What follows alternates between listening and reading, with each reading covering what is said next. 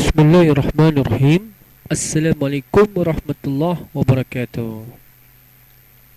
Kembali lagi di media daring mata pelajaran PPKN kelas 8. Pada video kali ini pertemuan kita masih tentang Pancasila, ya. Kalau sebelumnya di video sebelumnya kita membahas mengenai fungsi Pancasila, kali ini kita akan membahas mengenai penerapan nilai Pancasila di berbagai bidang kehidupan. Ada beberapa poin yang kita akan bahas pada video kali ini. Yang pertama yaitu penerapan nilai Pancasila di bidang politik. Yang kedua, penerapan nilai Pancasila di bidang ekonomi. Yang ketiga, penerapan nilai Pancasila di bidang sosial budaya. Dan yang keempat, penerapan nilai Pancasila di bidang pertahanan dan keamanan. Baik, kita akan bahas satu persatu dari penerapan nilai Pancasila tersebut. Simak baik-baik materinya. Pertama, penerapan nilai Pancasila di bidang politik.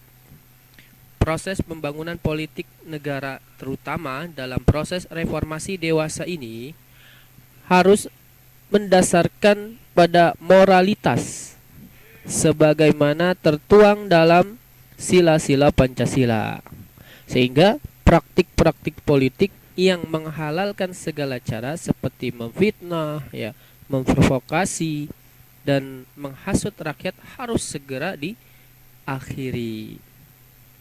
Selain itu, perwujudan Pancasila dalam pengembangan kehidupan politik dapat dilakukan dengan cara beberapa poin.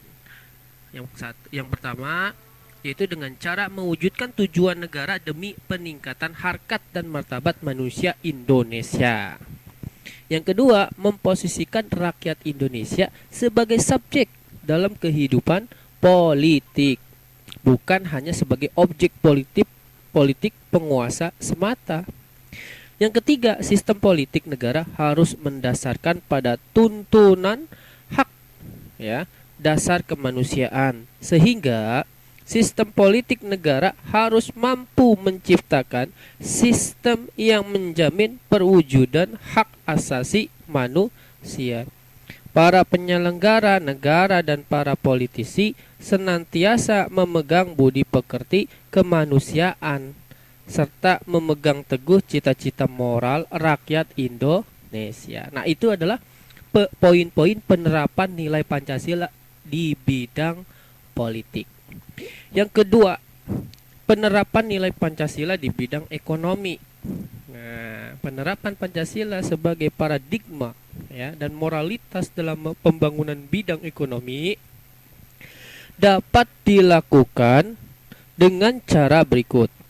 Yang pertama nih, sistem ekonomi negara senantiasa mendasarkan pada pemikiran untuk mengembangkan ekonomi atas dasar moralitas, kemanusiaan dan ketuhanan. Yang kedua, apa nilainya? Yaitu menghindari pengembangan ekonomi yang mengarah pada sistem monopoli dan persaingan bebas. Yang ketiga, poinnya apa? Mengembangkan sistem ekonomi kerakyatan dan kekeluargaan yang ditujukan untuk mencapai kesejahteraan rakyat secara luas. Nilai Pancasila di bidang berikutnya yaitu yang ketiga, penerapan nilai Pancasila di bidang sosial budaya.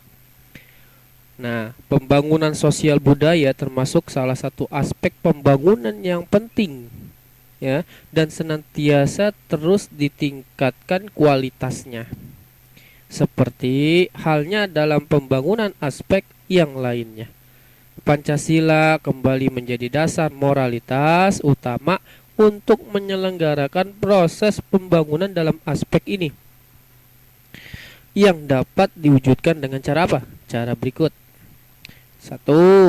Senantiasa berdasarkan kepada sistem nilai yang sesuai dengan nilai-nilai budaya yang dimiliki oleh masyarakat Indonesia. Indonesia.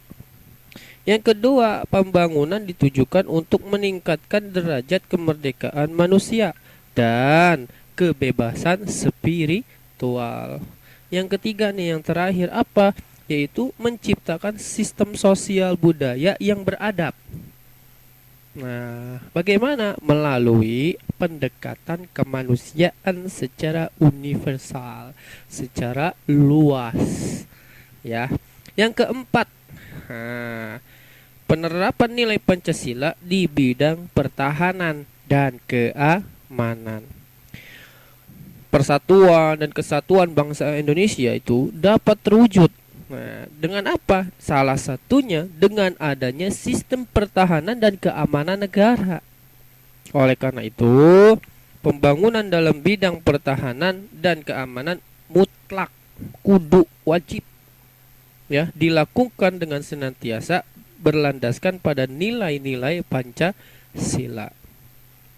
Perwujudan nilai-nilai Pancasila dalam pembangunan bidang ini dapat dilakukan dengan cara: satu, pertahanan dan keamanan negara harus berdasarkan kepada tujuan demi tercapainya kesejahteraan hidup manusia sebagai apa?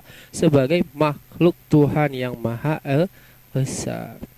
Yang kedua, pertahanan dan keamanan negara harus berdasarkan pada tujuan demi tercapainya apa? Kepentingan seluruh warga negara. Itu.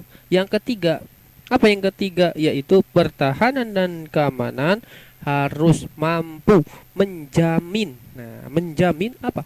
Hak asasi manusia, ya, persamaan derajat, ya, serta kebebasan manusia. Nah, itulah penerapan nilai Pancasila yang ternyata bisa kita terapkan di berbagai bidang. Ya, bidang politik, ya bidang seni budaya, ya pertahanan dan keamanan, dan juga begitu ekonomi dan mungkin bidang-bidang yang lainnya. Nah, itulah sebabnya kita berlandasan kepada Pancasila. Nah, itulah ya penerapan nilai-nilai yang ada di dalam kehidupan sehari-hari. Ya, tidak mungkin tidak ada, pasti kita akan merasakannya. Misalnya saja kita berhadapan dengan tetangga, ya, ketemu dengan tetangga yang berbeda agama, ketemu tetangga yang berbeda suku, berbeda bahasa. Toh kalau kita tidak menggunakan bahasa Indonesia, masing-masing bahasa daerah, bagaimana kita bisa berkomunikasi? Yang satu Medan, halo Horas, ya, datang lagi yang satu orang Padang, apa kabar, ya, ada lagi datang orang Jawa dan sebagainya. Maka itu Indonesia pun bahasanya adalah bahasa persatuan. Jadi inilah nilai-nilai Pancasila semua terkandung ada di dalamnya, ya, di dalam kehidupan sehari-hari. Nah, itu saja ya tentang materi kita hari ini, yaitu penerapan nilai Pancasila di berbagai bidang kehidupan. Maka itu jaga Pancasila kita dari kerusakan moral, dari kerusakan yang dapat menghilangkan nilai Pancasila di dalam kehidupan sehari-hari. Nah, jadi kita sebagai generasi muda, generasi penerus bangsa, kita harus menjaga semua ini, ya, meski tidak dengan peperangan, ya, tapi dengan apa? Melestarikan peninggalan para tokoh pahlawan. Itu saja yang bisa saya sampaikan. Mudah-mudahan bisa bermanfaat video ini. Simak baik-baik ya. Dan jangan lupa untuk selalu berdoa ketika kita mau belajar.